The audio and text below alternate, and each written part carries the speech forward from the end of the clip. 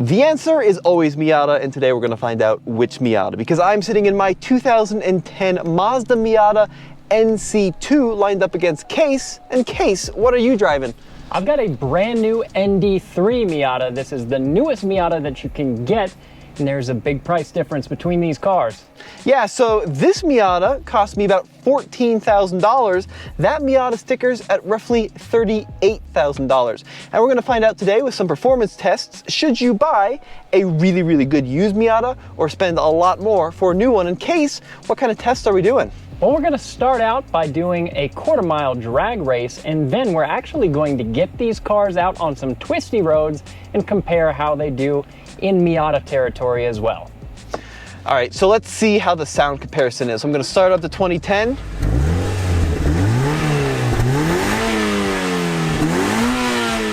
That strikes fear into the hearts of everybody, Tommy. All right, let's see what the new one sounds like.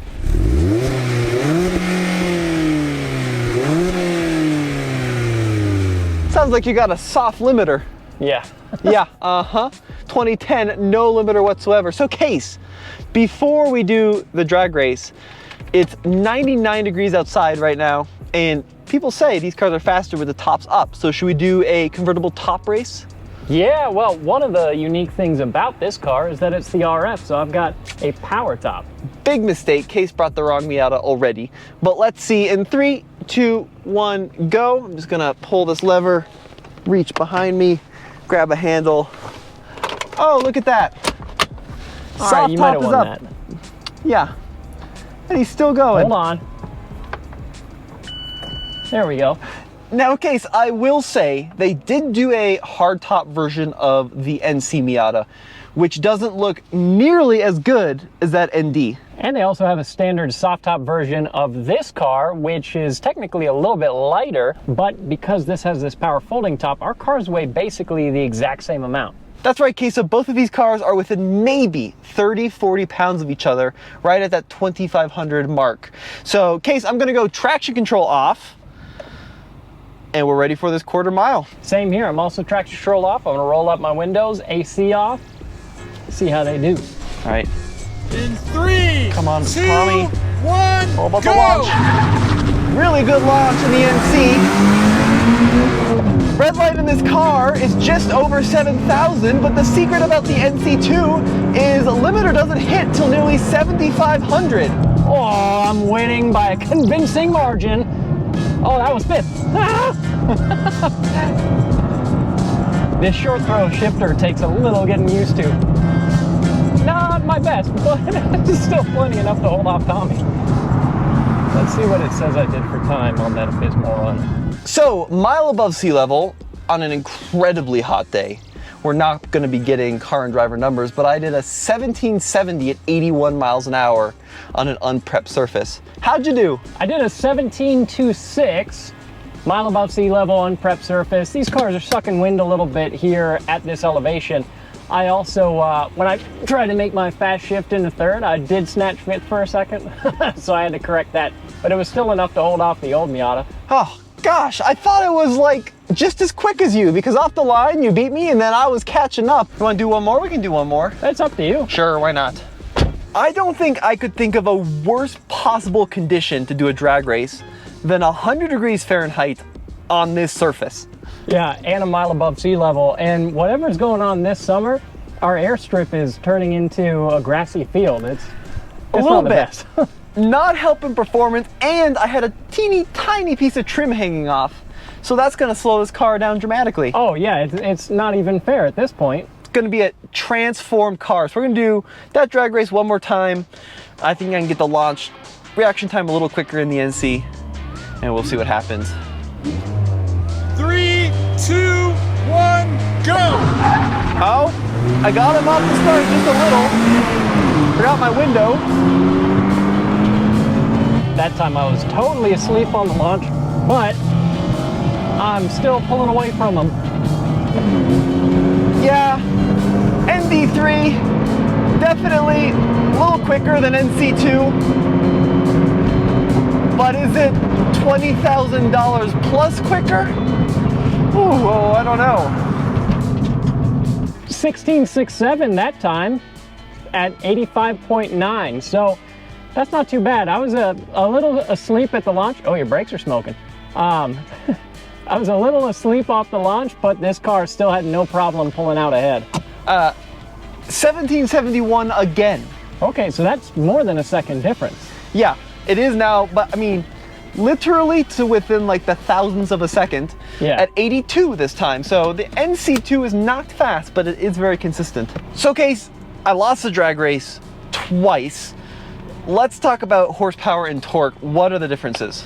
Well, this car has a 4-cylinder Skyactiv 2-liter, and it is 181 horsepower and 151 pound-feet of torque. So nothing too crazy, but I'm doing better than you. Yeah, so this NC2 Miata has a upgraded version of the NC1 engine with forged internals, which is pretty cool, but power is down compared to that ND. 167 horsepower, 140 pound-feet of torque. It's a fun little engine. I actually think it's more fun than that engine, but it's definitely down on power. Let's see what the difference is in the roll race. So 30 miles an hour, second gear. I'm gonna go 3, 2, 1, go. I'll do it with the horn. All right, 30 miles an hour, second gear. Now here's the thing. I don't think I'm gonna win the roll race, but we can talk about the power band in this car. It's 30.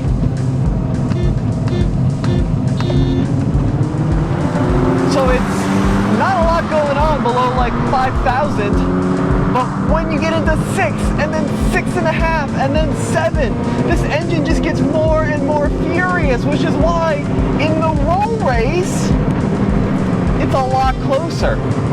A lot closer. Not bad. Pretty damn close. Yeah, that's fair. I mean, on the roll race, they're not super far off, but still, this car can walk away. I mean, we are within like a car length. I really like how this engine will just scream past the red line, deep into the red line, and be fine. So it's a really fun engine to engage with. But yeah, obviously the new one's a little quicker. So what are you typically revving out to in that car before you shift? Well, like I said, Redline's just over 7,000, but it doesn't hit the limiter till 7,500. So like 74 is kind of right where I try to hit it before it hits the fuel cut. Well, yeah, and you're definitely revving out further than I am. Obviously, I mean, that is your actual personal car. This is my first day driving this. So I'm sure you're driving that one better than I am, but even so, I'm able to hold you off in this car just because of that extra power and torque. So Case, now we're gonna do a brake test. So let's talk about tires. This car is rolling on a set of Michelin Pilot Sport 3s. And how about you, Case? I've got some Bridgestone Potenzas, 205 width, and they're about the same size as yours, right? Yeah, now both of these are the Grand Touring spec of the Miata. Neither of these have like upgraded brakes.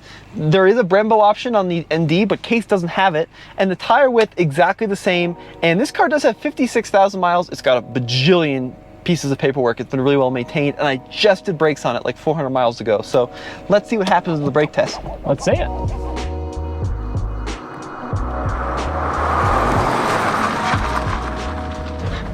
Oh, new car stops better.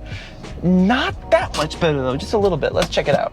This is a dumb thing to be doing in Miatas anyway. Why are we going straight? We gotta be turning, Case. Turning! What's next? Yeah, I know that's what's next, but like the new Miata, it's a better performing car even in the RF trim. Probably not much of a surprise, but Case, initial impressions, is it a $24,000 more better performing car? Well, that's a tough thing, and that question is going to dig into a lot deeper questions than just straight line acceleration and braking performance. Yeah, so we're gonna measure this, and then we're gonna go do some turns. Case, 60 mile an hour, 126 feet and 9 inches. Okay, so Pretty good. Yeah, that's decent, Yeah. but nothing too crazy. Yeah, I mean, it's pretty small width tire, ultimately, right? Only a 205, so you're not gonna get that much contact patch. So what do we got, 30, 40 feet? That's right, Case. 27 feet, no. 117 feet and 0 inches, so 9 feet Almost, shorter. yeah, almost 10 feet. Yeah, Yeah, pretty which much is on decent. the dot. Yeah, that's Not pretty too good. bad. Yeah, I like it.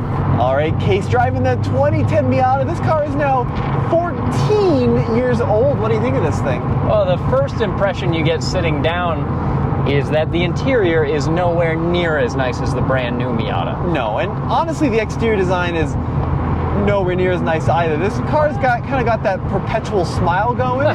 It's not, I like it's not it, an though. unattractive car. It's a friendly looking car. That's the thing I like about this. And look, this is old news, but as far as exterior goes, the new one has aggressive styling as it has since it came out a long time ago. But I like the fact that on the exterior this car looks a little cuter, but I don't really think most people would claim this interior is better. No, it's very plastic fantastic. Look, every new car nowadays is angry.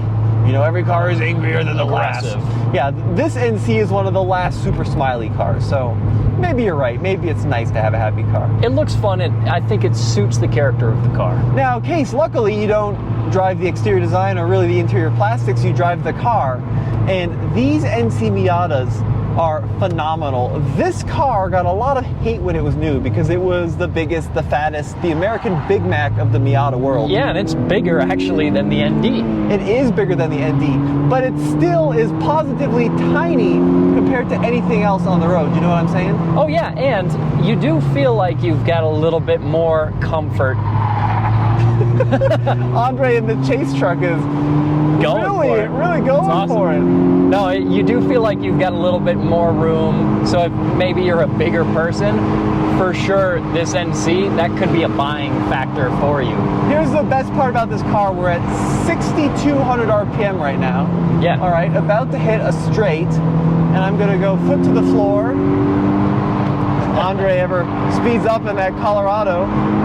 65, 7, red line, past 7,500 RPM before you actually hit the limiter. And that's when I can understand what it is that makes you like this particular powertrain setup over the ND, even though the new Miata is faster in a straight line. The fact that you can rev it past redline is pretty sweet. And look, honestly, the red lines are probably pretty similar because they just raised it on the ND. Yeah. But what I love about this little NC2 engine is it just gets so angry.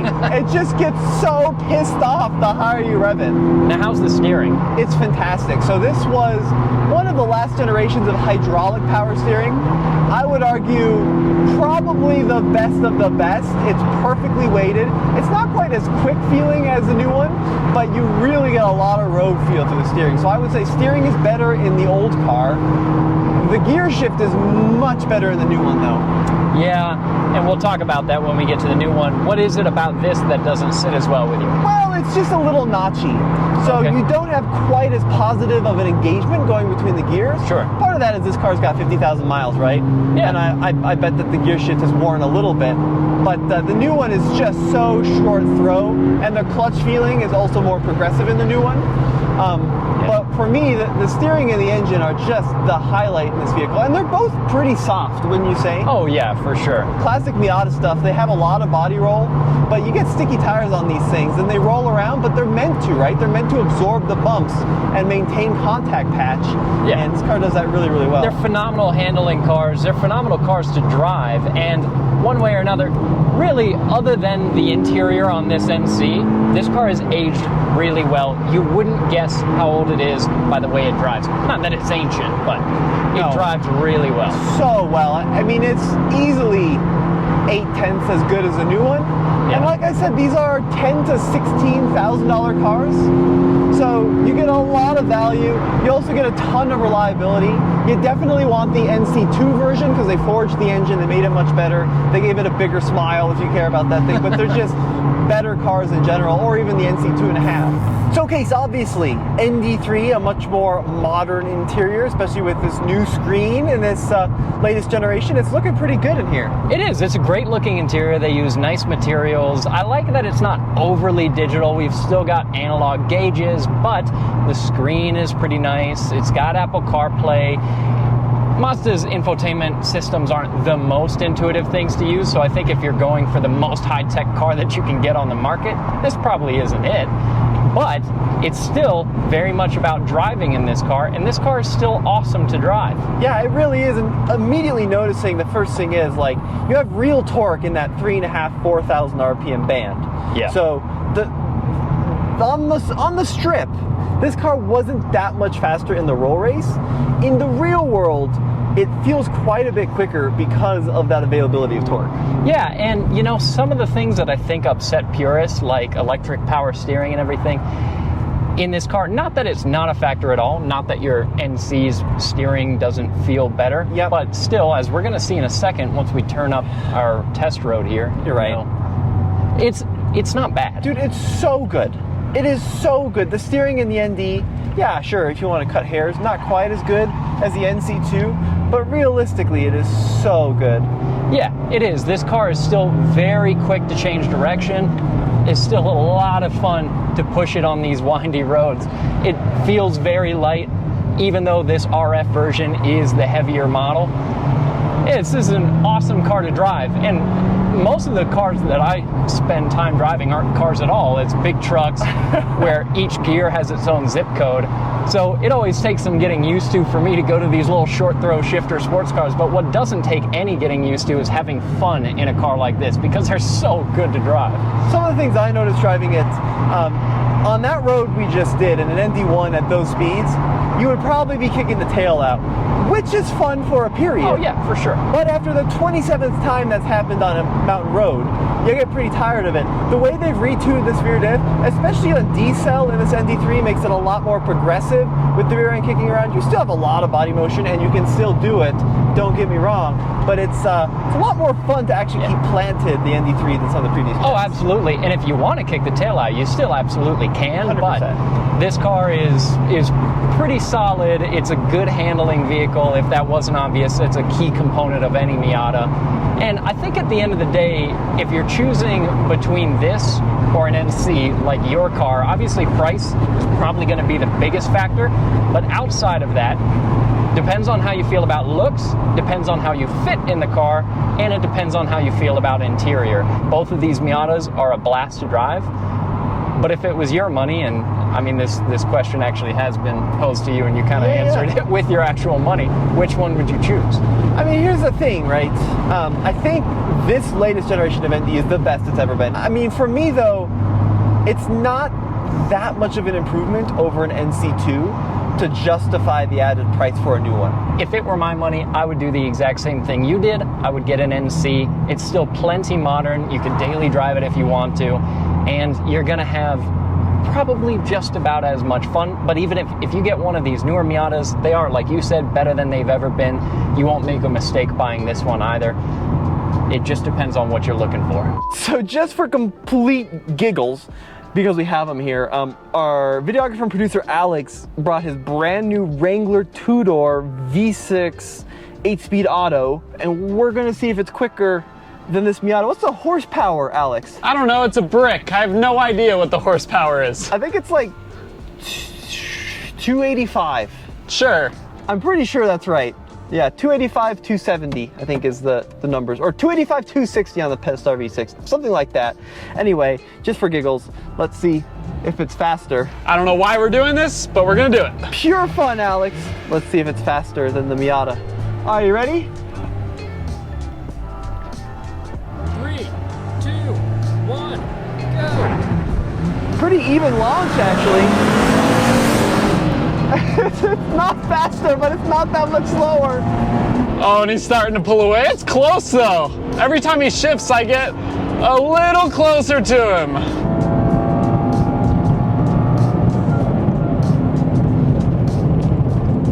Okay, well that was good news. At least the sports car is faster than a Wrangler. Oh, we learned a sports car is faster than a Wrangler. Wow. It was closer than I thought it was gonna be though. What'd you run? Let's see, 17.43 at 82 miles an hour. So you would have beat the old Miata. Yeah, I would have. That's a pretty darn close race. So credit where credit's due, Case. My NC Miata, I have the sticker with the limited slip, Grand Touring. I want to say it's stickered like 32, like low $30,000 range, 14 years ago. Yeah. This ND3, 37 with the retractable fastback and heated seats and the big screen. And I mean, so the cars have gotten a little bit more expensive, but if you adjust for inflation and That's the not fact, bad. yeah, the average new car in America now is like 48 grand. Yeah.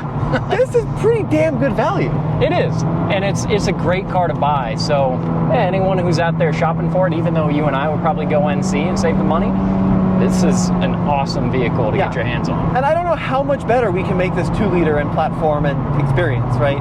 I think the next Miata is going to have to introduce something a little different for someone to really want to upgrade from an ND to an NE or whatever Yeah, it's going to be that's called. true. Because this is about as good of a driving experience as I've ever experienced.